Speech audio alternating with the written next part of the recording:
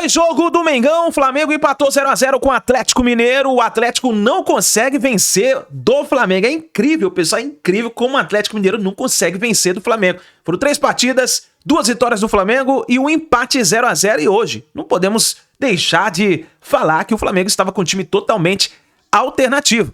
Vamos juntos analisar a imprensa falando sobre esse empate do Flamengo, 0x0. O Atlético Mineiro tá se complicando no Campeonato Brasileiro. O Flamengo tá ali na 4ª colocação do Campeonato Brasileiro.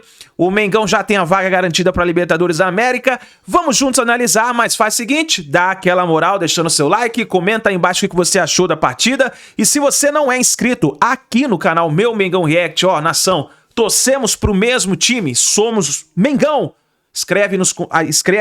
Se inscreva no nosso canal, perdão, e ative o sino das notificações, tá bom? Deixe os créditos ao canal da ESPN, link na descrição. Vamos ver como foi o pós-jogo do Mengão.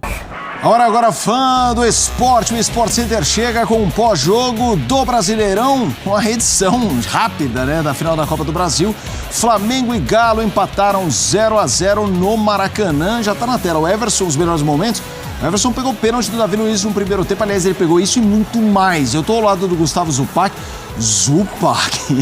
Que jogo, o 0x0 não combina com o que foi o jogo, mas o futebol tem dessas. Boa noite, Zupa. Boa noite, Mota, boa noite, fã de esportes. É isso, o jogo não era para 0x0, o jogo merecia muitos gols, o jogo não era para um empate, o jogo merecia um vencedor, e esse vencedor deveria ser o Flamengo. Mas faltou combinar com esse rapaz que veste amarelo, porque o Everson pegou muito. E que não é o juiz, né? E que não é o juiz, exato, que veste todo, está todo de amarelo. Porque o Everson pegou muito. O Flamengo fez um bom jogo, na reta final o Flamengo cansou, e nesse cansar do Flamengo, o Galo passou a criar chances e passou a finalizar. A gente vai ver daqui a pouco estatísticas e tal, mas já de largada, foram 41 finalizações no jogo. 41. O Flamengo bateu 25 vezes para gol, várias delas com real possibilidade de abrir o marcador. A gente vê aí a principal delas, o penal que o Davi Luiz bateu, o pênalti sofrido pelo Wesley, cometido pelo Lianco, e que o Everson defendeu. Então, assim, um Flamengo muito mexido pelas convocações e por algumas escolhas do próprio Felipe Luiz, por exemplo, o Léo Pereira no banco, o Gabigol não pôde ser escalado, etc e tal. Mas mesmo com as mexidas, um Flamengo com uma dinâmica muito forte, que gerou muito desconforto para o Atlético na saída de bola, que marcou pressão muito bem, recuperou muita bola. O Flamengo fez um belíssimo jogo, era para ter vencido com algum conforto, mas o Everson fechou o gol e no final o Galo ainda teve chance para vencer. Então, assim, belíssimo de um 0x0. Injusto 0x0, porém belíssimo no Maracanã. Temos bastante coisa para falar aqui, a expectativa também para as entrevistas, né? Por exemplo, a do Felipe Luiz. A maior expectativa do dia é a coletiva do Felipe Luiz. A gente tá vendo os melhores momentos e aí é curioso, porque você fez a descrição do jogo de um Flamengo que foi dominante, mas de um Galo que teve muitas finalizações na parte final do jogo, a gente tá vendo algumas dessas. Me lembrou muito aquela luta de boxe que um domina e o outro aguenta os golpes. Quando dá o round 8, ele fala, agora eu vou pra cima porque cansou. O meu adversário cansou de bater. O Tyson cansou. Foi um pouco isso? Foi um pouco isso, mas assim, eu não acho que tenha sido estratégia do boxeador segurar também nas cordas. Não acho, por exemplo, o Galo não se defendeu bem. O Everson defendeu bem. O Galo não jogou bem durante uma parte esmagadora da partida. E eu acho que a atuação do Galo durante os 90 minutos, mais uma vez, foi aquém do esperado.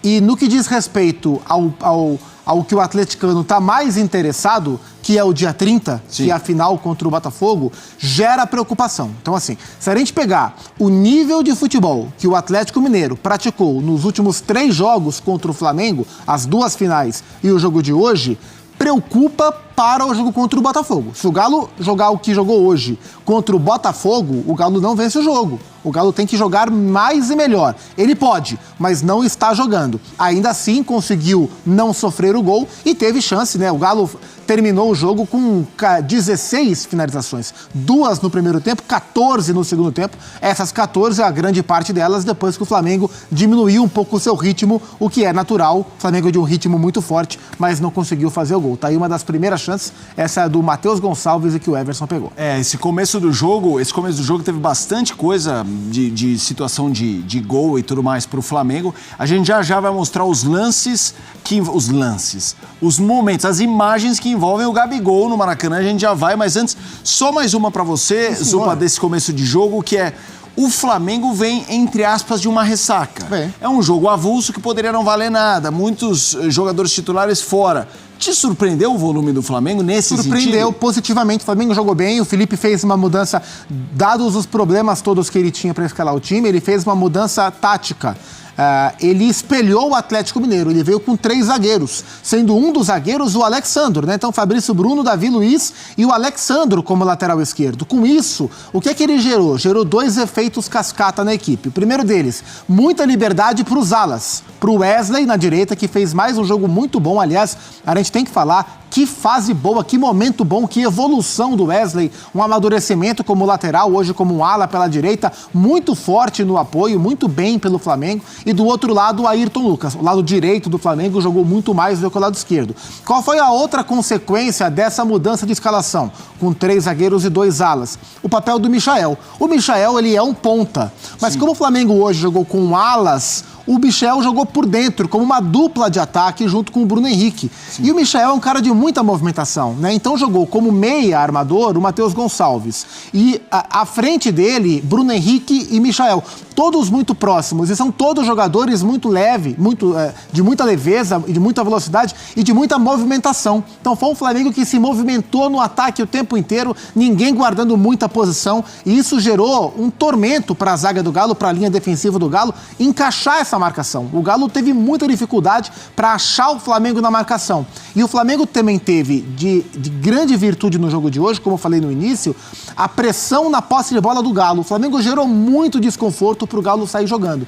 Então, assim, o Felipe espelhou o time, a resposta foi positiva, mesmo com os desfalques, o Flamengo teve um ritmo, uma intensidade de jogo muito forte e, através dessa intensidade, gerou várias oportunidades para abrir o placar. Mas não conseguiu, porque, como falamos, o Everson, mais uma vez, aliás, viveu uma noite iluminada. Se a gente pegar do jogo de domingo, da final, para hoje, o Everson impediu uns 12 gols do Flamengo. Impressionante, tanto no segundo jogo da final, como no jogo de hoje, como trabalhou o goleiro do Galo. Já a gente vai falar, inclusive, mais sobre o goleiro do Galo, que foi realmente uma atuação daquelas que a gente vai lembrar depois, né? A gente viu o Everson num combo de jogos, como disse o Pac, já o segundo jogo da final ele já foi impressionante. Vamos colocar, inclusive, os números da partida para a gente entender esse volume de finalizações no fim, porque assim, quem chegou agora e bate o olho, imagina um jogo feito na trocação, né? Porque a gente tem ali na terceira linha finalizações 25-16, a posse de bola 54-46, ali passes certos para cada lado, finalizações 25-16 e certas 6-2. Grande chance 5-2. Gols esperados, aí é uma diferença importante, porque 2,08 a 0,84. E aí, essa tela registra um todo, tem uma história que a gente tá contando, mas teve um momento que de finalizações que eu me lembro tava 14-2. Então, chegou um momento que você falou, caramba. Até os 15 do segundo tempo, era essa a conversa. O Galo não conseguia sair. O Paulinho foi preservado, o Paulinho tem ficado fora, tem ficado no banco em alguns jogos do Campeonato Brasileiro, claro que pensando nas finais das Copas, a da Copa do Brasil já foi, resta da Libertadores. Então o Bernard, que voltou de lesão no jogo do Galo contra o Goianiense, antes da segunda final, Bernard titular, por trás de Hulk e Davidson à frente, Rubens como ala pela esquerda, o Saravia como zagueiro, porque Alonso e Arana estão nas seleções, mas foi um Galo que teve muita dificuldade para criar, para jogar, o Scarpa pouco acionado. Então até, assim, durante pelo menos 2/3 do jogo, foi um jogo de ataque contra a defesa, e o Galo com muita dificuldade. Só na reta final mesmo que o Galo conseguiu sair. Então, assim, em termos de observação do Milito para final, assim, acho que hoje ele sai mais com dor de cabeça do que propriamente com boas respostas. Os números, em algum momento, mostraram um volume de trocação, mas a gente viu um Flamengo bem superior, e esse é o lance do pênalti. O Lianco, ele tropeça, o Lianco não quer fazer o pênalti, mas ele tropeça, e no tropeçar ele cai em cima do Wesley e comete o pênalti que o Davi desperdiça. O que você achou da escolha, né? O Davi Luiz, a gente sabe que esse é um time bastante mexido, então não dá pra falar, um cara que costuma bater pênalti, estava na arquibancada, a gente já vai falar sobre ele, que é o Gabigol. Bateu mal o Davi Luiz. Bateu mal, assim, o Davi vem de um momento de confiança, depois do gol de falta que ele fez contra o Cruzeiro, um gol de muita esperteza lá na Arena Independência. E a partir dali ele sentiu confiança, e aí teve o pênalti. O Flamengo tá sem Gerson, sem Arrascaeta, Pedro machucado, sem o Gabigol. O Bruno Henrique era o capitão, mas o Davi se sentiu confiante para bater. Mas não bateu bem, né? Assim, o Everson teve méritos, claro, mas o Davi telegrafou o canto, bateu a meia altura. Assim, o Everson foi bem, mas o Davi bateu mal também. A gente está no pós-jogo de Flamengo e Galo, Campeonato Brasileiro 0-0, placar injusto pelo que o Flamengo criou. A gente já falou que se tivesse que ter um vencedor, seria o Flamengo, pelo que apresentou, mas futebol tem dessas e muito do que aconteceu nesse jogo está condicionada à atuação do Everson. A gente vai, tá vendo aí os instantes finais dos melhores momentos e na sequência a gente vai apresentar uma tela com os números do Everson para a gente falar um pouquinho sobre ele. Eu já vou jogar para você e daí a tela, quando chegar, a gente vai em cima dela. Claro. Atuação de Gala, de um gol... Galo. Essa foi boa, diria Milton Neves. Vamos colocar a tela do Everson para falar um pouco da atuação dele, para a gente entender o tamanho da atuação, porque tem jogo que é muito claro, que você falou, o placar está condicionado à atuação do Everson. Primeiro, qual te chamou a atenção? Tem uma defesa que nem acho que é a melhor, mas eu achei mais bonita, que é um chute fora da área, aqui da direita, que eu acho que foi o Fabrício Bruno. De fora da área, uma batida bonita, ele vai lá e espalma.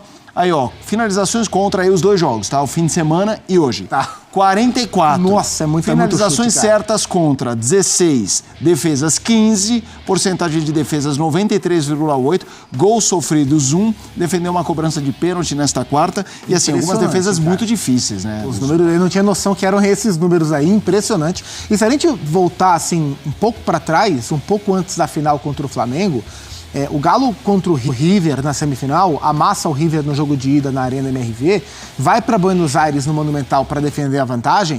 Quem é o melhor em campo no jogo do Monumental? Everson. Ele é o herói da partida, né? Premiado pela Conmebol como o herói do jogo.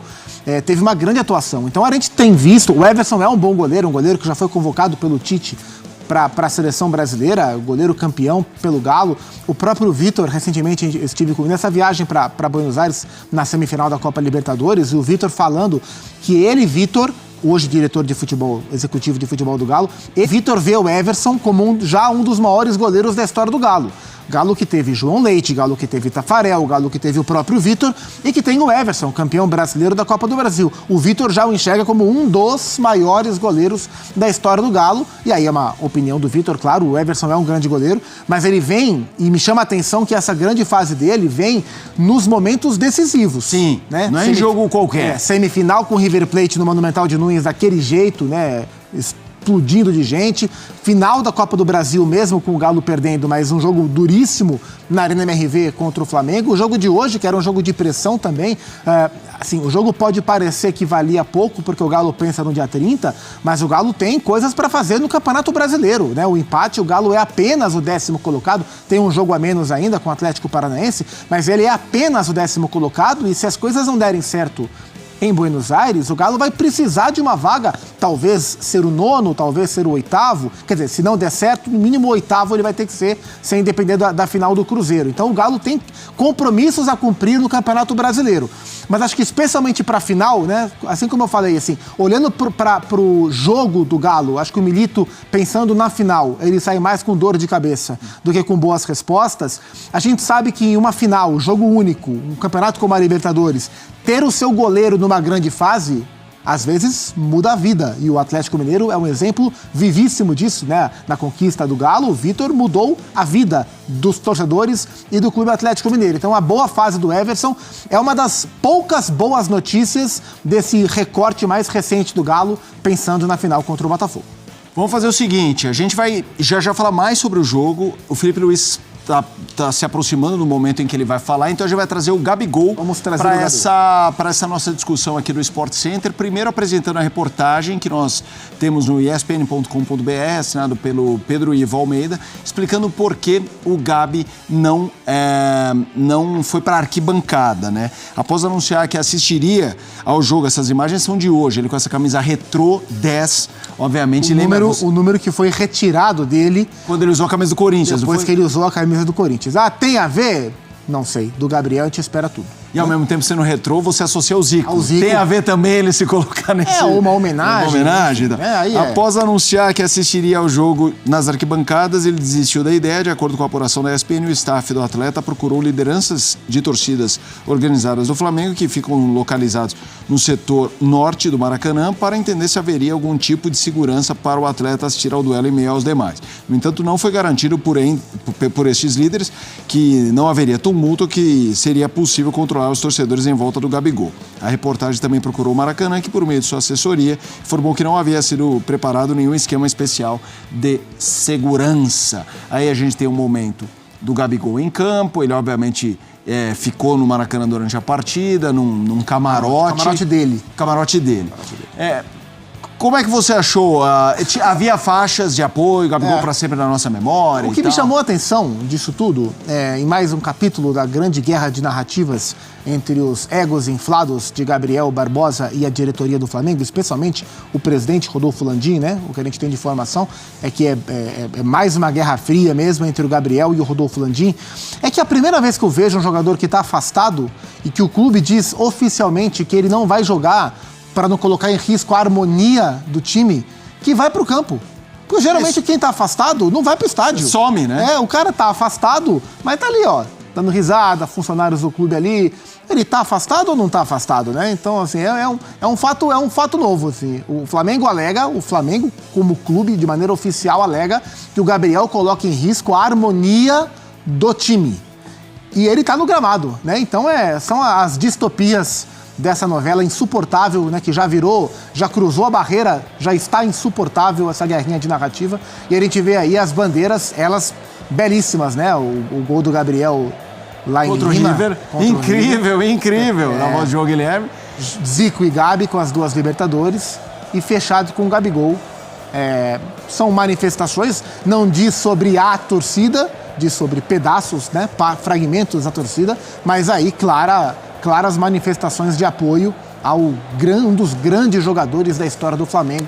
Problemas à parte, indiscutivelmente, dos maiores jogadores da história do clube. Eu acho muito curioso, porque você apresentou esse ponto de vista que é verdade, né? Afastado pela questão da harmonia, eu não tinha pensado nisso, e tá ali em campo. E eu acho que essa bandeira do fechado com o Gabigol, que é o símbolo dele. Isso. E aí é o depoimento, né, Zupac? Já falei isso outras vezes. Eu morei no Rio bem nessa época, sou paulistano, obviamente, pela minha história, não sou rubro-negro e respeito demais o Flamengo, e tentava criar os meus filhos para que eles seguissem o meu clube. Claro. E eles seguiram, felizmente. Mas, enquanto morava lá, eu me lembro de um aniversário do meu filho mais velho, o João, que foi futebol o tema, e o cartão dele de convite, aquela lembrancinha que você dá assim, o save the date, que você manda no zap e tal, era o João com a camisa do nosso clube, imitando o Gabigol, ou seja, o impacto do Gabigol de ter realmente penetrado numa questão de massa que não envolvia só a torcida dele. E eu acho que isso é inegável, e ninguém tira dele. E já até falei isso aqui em outras vezes. Em 2013, o Neymar deixou o Brasil, foi jogar na Espanha. E em 2013, o Gabriel estreia no Santos no lugar do Neymar, entrando no lugar do Neymar, né? Então, o Gabigol começa a jogar quando o Neymar sai do Brasil. Desde então, nenhum jogador teve o poder midiático que o Gabriel tem. O Gabriel desde que o Neymar saiu, o maior personagem, né, a maior figura do futebol brasileiro. É isso aí, nação. Tá aí o Gabigol, então, assistindo pelo camarote a partida do Flamengo. O Mengão ficou no 0-0 com o Atlético Mineiro e teve provocação, né, no início da partida. A torcida do Flamengo levantou, né, aquela bandeirão com os jogadores do Zico, Gabigol. Teve a taça, né, da Copa do Brasil e escreveram o primeiro campeão no galinheiro. O negócio foi tenebroso aí pro Atlético Mineiro. Mas tá aí, nação. Coloca nos comentários o que você achou do empate hoje. Não tem o que falar, time mesclado. Teve pênalti pedido do Davi Luiz. Eu acho que o Davi Luiz tinha que ter deixado o Alcaraz bater o pênalti teria sacramentado a vitória do Flamengo, mas tá aí, 0-0. Inscreva no canal, deixe o seu like, deixe o seu comentário com a sua análise. A gente se vê daqui a pouquinho no próximo vídeo.